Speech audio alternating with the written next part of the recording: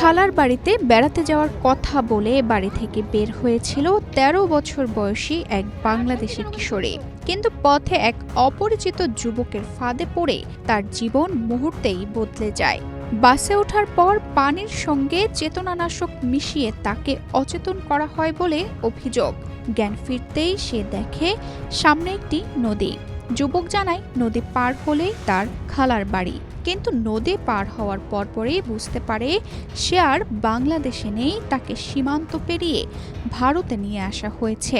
ওদের স্বপ্ন পূরণে পাশে থাকতে পেরে আমরা গর্বিত। পরে আরও জানতে পারে তাকে বিক্রি করে দেওয়া হয়েছে। বর্তমানে মেয়েটি আছে ভারতের পশ্চিমবঙ্গের উত্তর ২৪ পরগনা জেলার স্বরূপনগর এলাকার নিত্যানন্দকাটি গ্রামে। শুক্রবার বিকেলে স্থানীয় নজরুল সর্দারের বাড়িতে ওই কিশোরীকে রেখে যায় দুই ব্যক্তি। অভিযোগ, এজন্য বাড়ির মালিককে কিছু অর্থ দেওয়া হয়েছিল।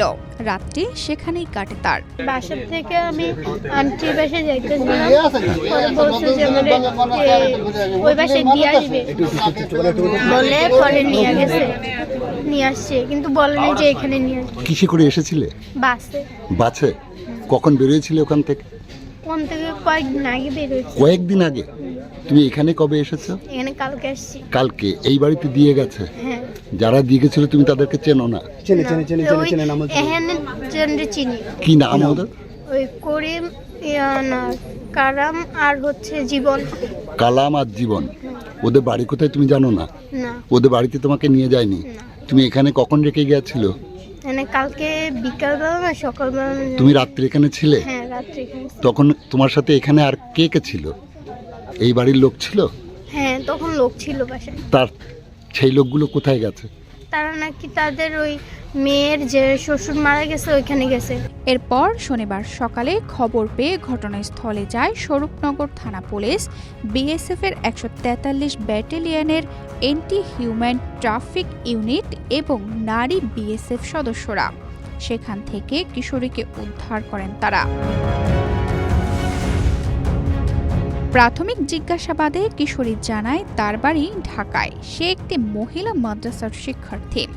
কিশোরী তার বাবা মায়ের নাম বলতে পারলেও কোনো ফোন নাম্বার মনে করতে পারেননি, ফলে পরিবারের সঙ্গে তাৎক্ষণিক যোগাযোগ করতেও পারেননি পুলিশ সদস্যরা। তুমি এখন কি করতে চাও?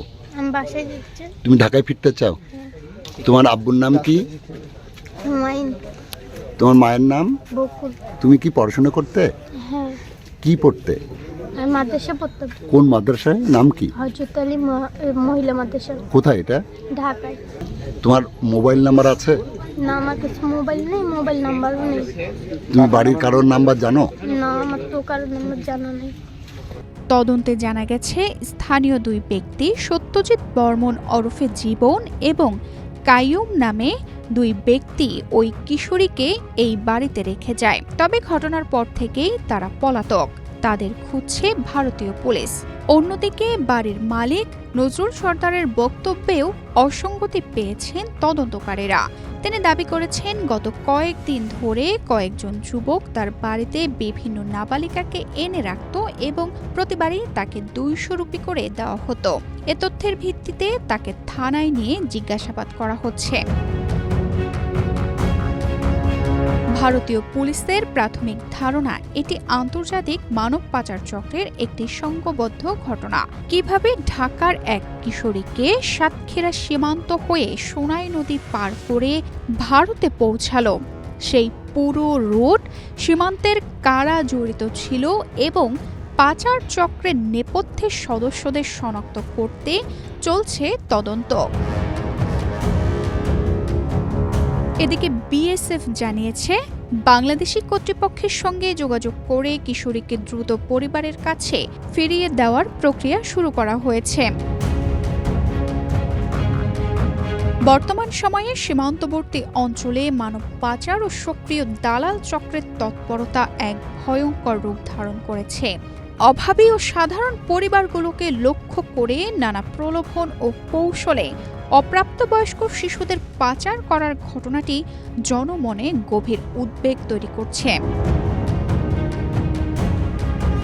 তানজিদা রহমান, ইনায়া, বাংলাদেশ প্রতিদিন।